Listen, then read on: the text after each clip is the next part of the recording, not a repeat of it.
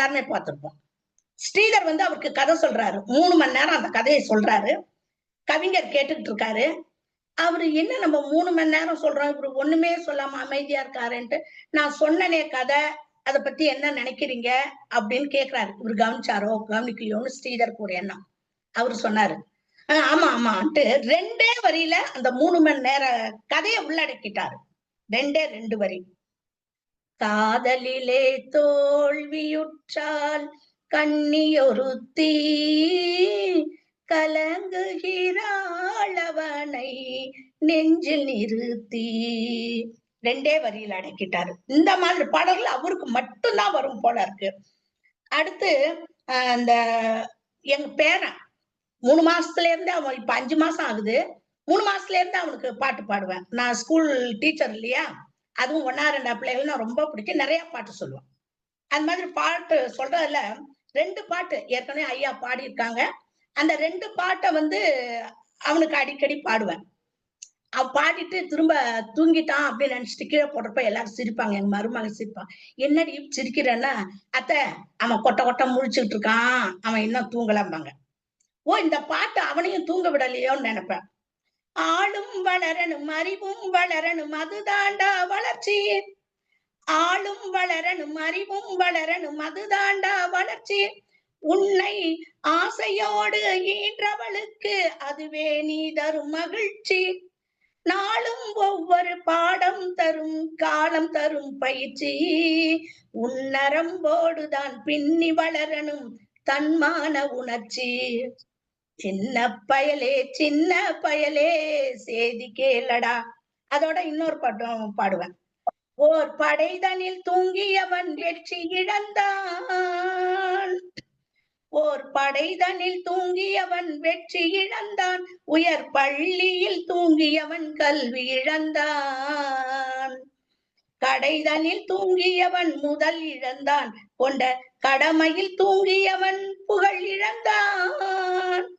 இன்னும் பொறுப்புள்ள மனிதரின் தூக்கத்தினால் பல பொல்லாத வேலையெல்லாம் தூங்குதப்பா. தூங்காதே தம்பி தூங்காதே.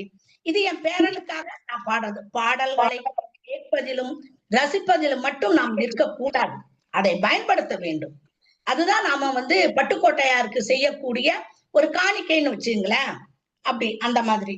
அடுத்து இல்லறம். இல்லறத்தை பத்தி சண்டை போடனா இப்பெல்லாம் சீரியல்லாம் வாடா போடான்றாங்க வீட்டுக்கார. டேய் அதை எடுறா இதை எடுறா என்னடான்னு கேட்கவே காது ஒரு மாதிரி இருக்கு. இப்ப பழகி போச்சு பார்த்து பார்த்து சீரியல்ல. மரியாதைன்றதே கிடையாது வீட்டுக்காரருக்கு. ஆனா அந்த காலத்துல எழுதியிருக்காரு பாருங்க, ஒரு கருத்து வேறுபாடு. மனைவி ஏயா அப்படி செஞ்செல்லாம் நேரடியா கேட்க வைக்காது. கேட்காத அந்த கால மங்கை அவ சொல்றா வீட்டுக்காரர்கிட்ட. 2 பேத்துக்கு உரையாடல் வருது. அவர் சொல்ற, குப்பையை கிளறி விடும் கோழியே கொண்டிருக்கும் அன்பிலே 2 உண்டு என்று நீ கண்டது இல்லையோ வாழ்விலே. குப்பையை கிளறி விடும் கோழியே கொண்டிருக்கும் அன்பிலே 2 உண்டு என்று நீ கண்டது இல்லையோ வாழ்விலே அப்படின்னு அவர் சொல்லிட்டார் கதாநாயகன். கதாநாயகன் அப்புறம் சொல்றாங்க, கொக்கர கொக்கர கோசேவலே கொண்டிருக்கும் அன்பிலே கொண்டிருக்கும் கொந்தளிக்கும் அன்பிலே கொண்டிருக்கும் அன்பிலே அக்கறை காட்டினாய் சேவலே. இந்த மாதிரி நக்கலா பாட அவரு வாழ்க்கைன 2 இருக்குன்னு அவ்வளவு அழகா சொல்றக்கூடிய இந்த பாடல் வந்து இல்லறதுக்கான ஒரு பாடல். அடுத்து சிறுவர்களுக்கு பாடினதுன்னு சொன்னா, நிறைய தவறுகள் இன்று நடக்குது என்றால் அது அனைத்தும் பணத்திற்காக தான். 90% பணத்திற்காக மட்டுமே இன்று தவறுகள் சின்னவங்கல இருந்து பெரியவங்க வரைக்கும் செய்யக்கூடியது இருக்கு. அதுல அவங்களுக்கெல்லாம் நெத்தியில அப்படியே அடிச்சா மாதிரி, மரத்துல ஆணி, பச்சை மரத்துல ஆணி அடிச்ச மாதிரி இந்த பாட்டு. திருடாதே பாப்பா திருடாதே, திருடாதே பாப்பா திருடாதே, வறுமை நிலைக்கு பயந்து விடாதே, திறமை இருக்கு மறந்து விடாதே, திருடாதே பாப்பா திருடாதே. ஒவ்வொரு ஸ்கூல்லயும் இந்த வரியை எழுதி வைக்கணும். ஒவ்வொரு வகுப்பறையிலும் வறுமை நிலைக்கு பயந்து விடாதே, திறமை இருக்கு மறந்து விடாதே என்பதை ஒவ்வொரு வகுப்பறையிலும் இந்த வரிகளை எழுதி வைக்கணும். அப்படிப்பட்ட பொன்னெழுத்துக்களால் இந்த கால அந்த வளரும் பிஞ்சுகளுக்கு நாம் ஊக்கம் தரக்கூடிய ஒரு வரிகள் தான் அது. அடுத்து விவசாயம். அதுவும் இந்த பட்டுக்கோட்டையாரை பத்தி சொல்லணும்னா நிறைய பேர் நிறைய சொல்லியிருக்காங்க. நானும் அதிகம் சொல்றதுக்கு இல்லை, ஏன்னா நான் அதிக நேரம் எடுத்துக்கிட்டதான் எனக்கு ஒரு உணர்வு. ஆகவே முடிவுரையாக, முண்டாசு கவிஞன் பாரதி போல் பாடல்கள் மட்டுமல்ல, பட்டுக்கோட்டையாருக்கு ஆயுளும் அப்படித்தான் அமைந்து விட்டது. ஆனாலும் பாரதி எப்படி சாகா வரம் பெற்றவரோ அப்படிதான் பட்டுக்கோட்டையாரும் சாகா வரம் பெற்றவர்.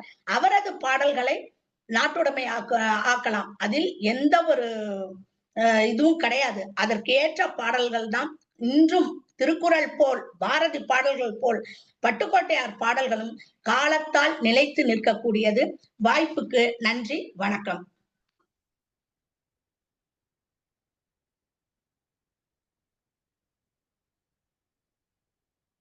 ஒரே ஒரு செய்தி ஒன்று சொல்லட்டுங்களா?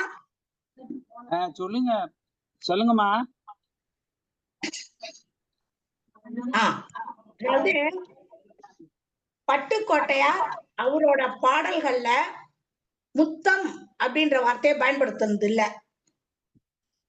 அந்த முத்தம்ன்ற வார்த்தையை பயன்படுத்தாம அதுக்கு பதிலா வேற மாதிரி எழுதியிருப்பாரு. கல்யாண பரிசு அப்படின்ற படத்துல அவரு அந்த தீபாவளிக்கு ஒரு பாட்டு வரும் பாருங்க, அதுல எழுதியிருப்பாரு, கன்னத்தில் ஒன்னே ஒண்ணு கடனாக தாடா, கண்ணுக்குள் விளையாடும் கலையணி வாடா, கன்னத்தில் ஒன்னே ஒண்ணு கடனாக தாடா, கண்ணுக்குள் விளையாடும் கலையணி வாடா, எண்ணத்தில் உனக்காக இடம் நான் தருவேன், எனக்கு இனி நீ என்னென்ன தருவாய், வல்லமை சேர நல்லவனாக வளர்ந்தாலே போதுமடா, வளர்ந்தாலே போதுமடா. அந்த குழந்தைங்களுக்கு ஏத்த மாதிரியும் அந்த இடத்துல அந்த வார்த்தையை பயன்படுத்தாமலும் பட்டுக்கோட்டையார் மிக அழகாக கையாண்டிருப்பார். ரெண்டாவது, அவரோட பாடல்களை பொது உடைமை கருத்துக்களை எழுதியிருப்பாரு. அது மாதிரி வீரக்கணல் அப்படின்ற ஒரு படத்துல ஒரு பாட்டு எழுதியிருப்பாரு, தாலி போட்டுக்கிட்டா 2 பேரும் சேர்ந்து போட்டுக்கணும், உலகம் புதுசா மாறும்போது பழைய முறையை மாத்திக்கணும் அப்படின்ற ஒரு கருத்தையும் எழுதியிருப்பாரு. அத சொல்ல மறந்துட்டேன். வாய்ப்புக்கு நன்றி, வணக்கம். நவநீத கிருஷ்ணன் அவர்கள், அவரு பட்டுக்கோட்டையாருடைய பாடலை பாட அழைக்கின்றோம். ஒரு பிடித்தமான பாடலை பாடுவார் என்று நம்புகின்றோம். பாடுவோம்னா வணக்கமா.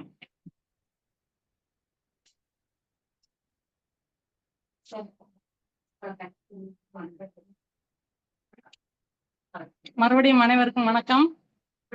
இப்ப பாடின இனியா புகழேந்தி பாடும்போது இல்லாத ஆசையை கிள்ளும் இந்த தேனையும் அள்ளும்னு சொல்லிட்டாங்க.